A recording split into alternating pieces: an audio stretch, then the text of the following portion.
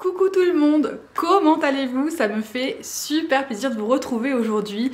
J'espère que vous passez un bon début de mois de février parce que ça y est, janvier est parti assez rapidement et en même temps assez lentement. J'ai l'impression qu'en ce moment le monde un peu spatio-temporel est complètement bizarroïde. Enfin voilà, c'est déjà la Chandeleur, c'est bientôt la Saint-Valentin, c'est bientôt les vacances scolaires. Genre ça arrive toujours trop tôt, enfin je sais pas vous, mais moi j'ai l'impression que mes enfants sont toujours en vacances et je sais que eux ils sont plutôt en mode, oh, ils ont l'impression de n'être jamais en vacances, mais c'est incroyable.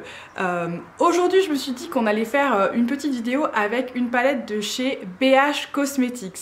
Alors, si vous êtes nouveau ici, déjà bienvenue. BH Cosmetics, c'est vraiment une de mes marques drugstore, c'est-à-dire pas chère, préférées.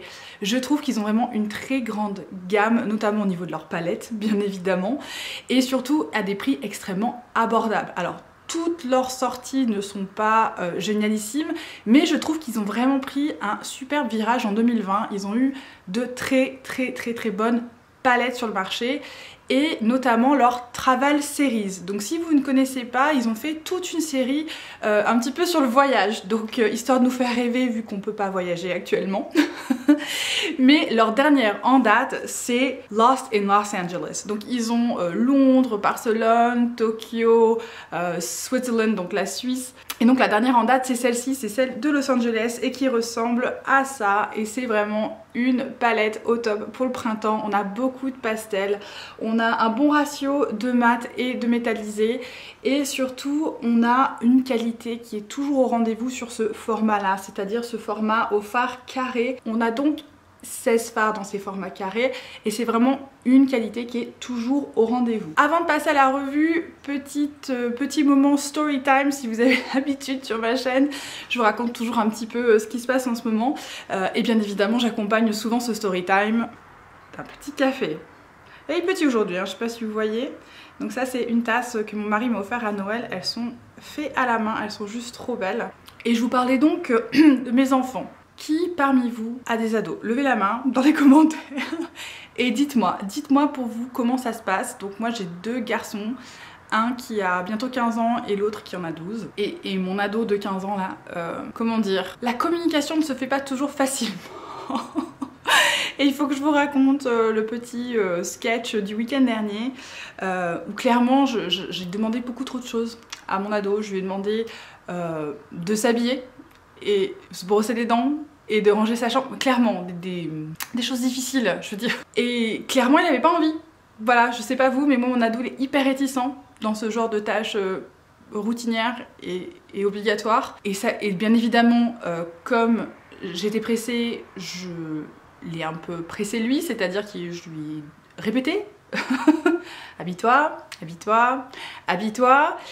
Et il s'habillait pas, et bien évidemment dans ces cas-là le ton monte parce que on est toujours pressé par le temps et l'ado lui a décidé qu'il allait prendre beaucoup plus de temps que ça. Ça m'a tellement agacée que je lui ai fait savoir. Il était très mécontent de savoir que j'étais agacée, donc il a décidé qu'il allait exprimer vocalement son mécontentement par de l'insolence. Donc je ne sais pas vous mais moi clairement ça c'est le truc que je ne supporte pas, c'est-à-dire que je veux bien qu'il soit pas d'accord, par contre clairement il le formule bien, il commence pas à avoir des propos désobligeants ni sur ses parents ni sur son frère par exemple. La conséquence c'est que je lui ai confisqué son téléphone. Dites-moi, vous aussi ça vous arrive ça de prendre, enfin clairement de mettre fin à l'escalade en fait dans le grand n'importe quoi en ayant une forme de punition. Je sais que c'est terrible à dire mais en attendant il y a des moments où il n'y a pas le choix. Donc je lui ai pris son téléphone parce qu'en fait il était sur son téléphone et il ne faisait rien parce qu'il était sur son téléphone.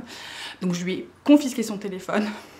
Et c'est pour ça que je vous raconte, j'ai le droit à des grands cris au fait qu'il était dans une dictature matriarcale. Et j'ai trouvé ça génial. Parce que malgré tout, il a été capable d'un trait d'esprit dans son énervement. Donc j'en rigole maintenant, sur le coup je rigolais pas. Sur le coup, je lui ai répondu que oui, c'était une dictature matriarcale et que donc en conséquence, il n'avait pas d'autre choix que d'obéir à sa mère. Mais rassurez-moi, est-ce que vous aussi, vous savez ce genre de débat de grands cris avec vos ados? Parce que des fois, je me dis, mais c'est pas possible. Potentiellement, c'est moi qui ne sais pas communiquer. Peut-être pas, hein, je sais pas. Mais voilà, en avant c'était la petite histoire du jour où après ça c'est très bien résolu, c'est-à-dire que notre journée a redémarré. Donc il a fait la tête bien évidemment un certain temps et au bout de quelques heures il est passé à autre chose, j'ai pu lui rendre son téléphone et le reste de la journée globalement c'est assez bien passé. Voilà, j'appelle ça le phénomène 10 000 volts. On est à 0 et pouf on part à 10 000, pouf on revient à 0. Bienvenue dans la vie de parents. Hashtag vie ma vie de mère. Revenons-en à nos moutons et donc à la palette de chez BH Cosmetics. Je me suis dit qu'aujourd'hui on allait faire un petit look printanier pastel et je pense que je vais rester dans les roses violets avec quelque chose de très soft. Vous savez, la plupart de mes looks je me rends compte que j'ai tendance à faire un smoky externe, c'est-à-dire un gradient sur le coin externe et puis avec le coin interne qui est illuminé. Je fais ça parce que c'est en fait le maquillage qui met le plus en valeur mes yeux, mais je me rends compte que peut-être c'est pas forcément ce qui vous convient le plus. Donc aujourd'hui je vais faire une petite variante, c'est-à-dire que je vais faire un look assez monochromatique on va dire, avec un petit peu de pop de couleur au centre de la paupière, et je vais faire quelque chose d'assez léger qui pourrait être du coup adapté au travail si vous avez des contraintes boulot, et notamment moi aujourd'hui j'ai pas mal de réunions Zoom et souvent quand je suis en réunion Zoom j'en fais un peu moins parce qu'en fait à la caméra ça se voit d'autant plus. Et aussi en fonction de avec qui j'interagis, je peux faire preuve de plus ou moins d'excentricité.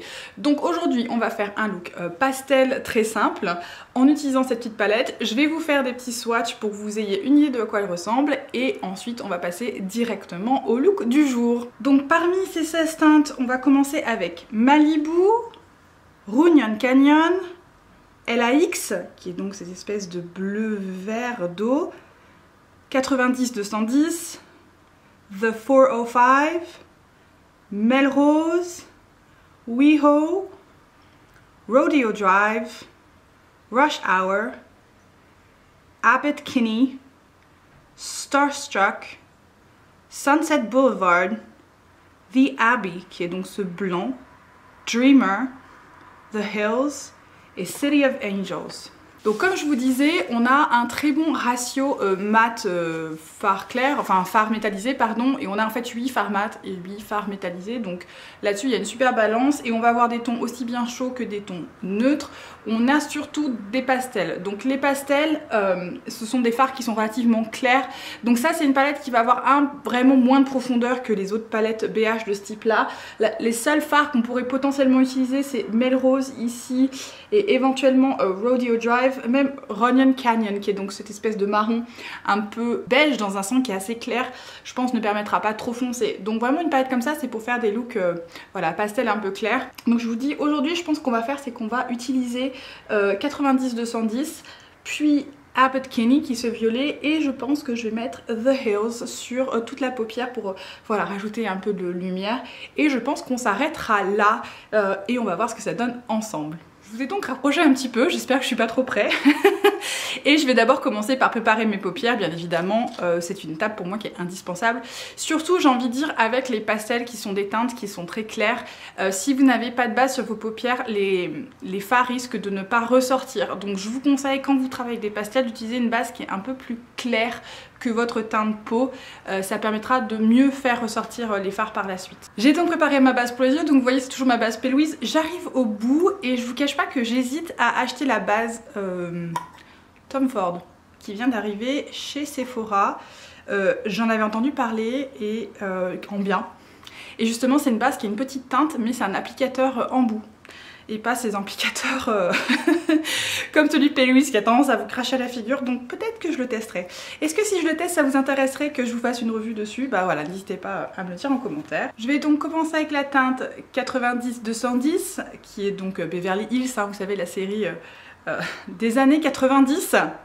Donc tous ceux qui sont nés après, ben vous savez peut-être pas, mais Brandon et Monica, ça vous parle?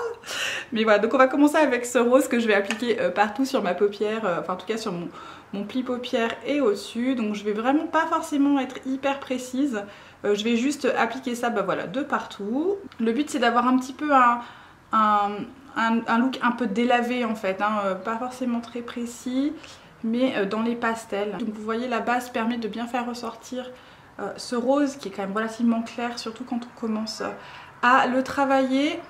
Donc voilà, je vais prendre un pinceau propre hein, qui n'a absolument rien dessus et je vais juste venir en fait nettoyer les bords externes pour juste avoir quelque chose de relativement bien flouté Voilà, pas avoir une grande démarcation en fait entre ce rose et le haut de mon arcade sourcilière tout simplement. Voilà, très rapide hein. Je vais ensuite prendre un pinceau un peu plat, je sais pas si vous voyez, voilà c'est celui-ci. Hop, donc celui-ci c'est le Soft Shader de chez Stena AG, je vous en parle souvent de ces pinceaux, mais vraiment ils sont au top, c'est des très bons pinceaux.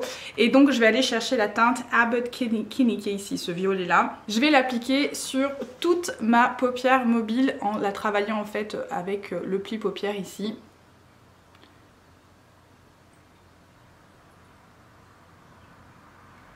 Alors si je peux vous donner une petite astuce avec les teintes pastel, comme ce sont des teintes qui sont déjà claires à la base, il vaut mieux en fait les poser et ensuite un petit peu les travailler que vouloir les appliquer en fait en dégradant.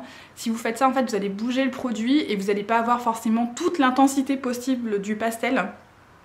D'ailleurs c'est plutôt conseillé de ne pas fixer sa base paupière quand on fait des pastels. Personnellement je préfère toujours la fixer, c'est pour moi plus facile de travailler les fards que d'avoir une base vous savez qui est un peu trop collante.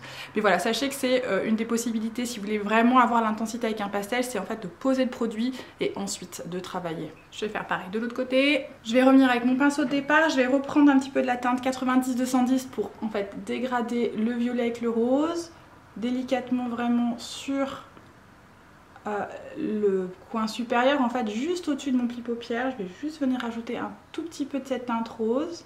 Donc là j'effleure à peine en fait hein. Je n'applique aucune pression, c'est aussi pour ça que je tiens mon pinceau aussi loin pour voilà juste déposer délicatement cette teinte rose pour venir dégrader un tout petit peu. Voilà, et maintenant on va venir appliquer la teinte The Hills qui est ce métallisé hyper beau juste ici. Et donc je vais y aller au doigt et je vais poser en fait par-dessus le violet sur ma paupière mobile. Juste pour apporter en fait de la lumière. Et pareil, je pose et j'appuie, c'est-à-dire je pousse en fait sur ma paupière.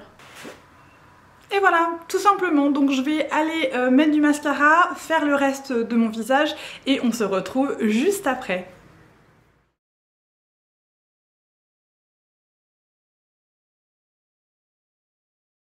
Et voilà le look terminé, donc vous voyez je me suis fait une petite queue de cheval. Alors je ne sais pas vous mais moi quand je suis en réunion Zoom, j'aime pas avoir mes cheveux qui se baladent, donc je suis souvent en fait très souvent les cheveux attachés.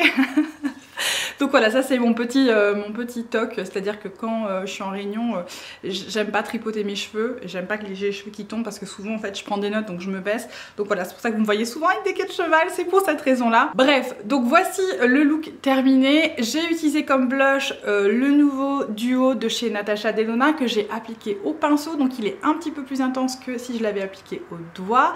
Et en fait j'ai utilisé les deux, c'est-à-dire que j'ai commencé avec le côté crème et ensuite j'ai apporté la luminosité avec le côté highlight en fait. Et comme highlighter j'ai utilisé un highlighter de chez Guerlain qui malheureusement n'est plus disponible, qui était leur météorite, vous savez celui qui est divisé en deux, je vous l'avais déjà montré, qui est rose et violet, donc j'ai utilisé ça. Mais voici donc le look du jour qui est très frais en fait dans un sens et très printanier, donc honnêtement c'est tout à fait le genre de look qu'on va obtenir avec cette palette-ci, c'est-à-dire des looks pastels relativement légers mais avec les métallisés qui permettent d'apporter une petite touche lumière en fait sans avoir un truc tout à fait mat.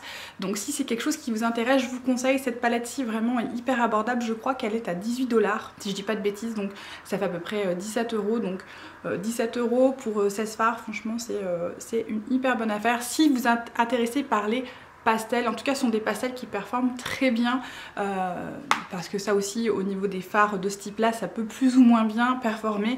En tout cas ceci ça fonctionne sans aucun problème. Puis vous voyez ça m'a pris, honnêtement je pense que ça m'a même pas pris 10 minutes pour faire ce look là, je pense même pas 5. Donc voilà, si vous êtes pressé, vous voulez un truc un peu frais, un truc un peu coloré sans forcément être multicolore parce qu'après c'est un peu le truc... ça peut vite, enfin les looks arc-en-ciel ça peut vite dégénérer. Donc si vous voulez une palette qui vous permet de ne pas dégénérer dans l'arc-en-ciel folklorique, je trouve que cette palette-ci de chez PH est franchement une très bonne option.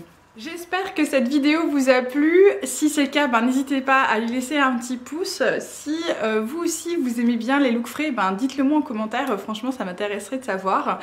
Et si ce n'est pas fait, bien évidemment, abonnez-vous, ça me ferait extrêmement plaisir que vous me rejoigniez. Dans tous les cas, je vous souhaite à tous une excellente journée et une excellente soirée. Ciao ciao!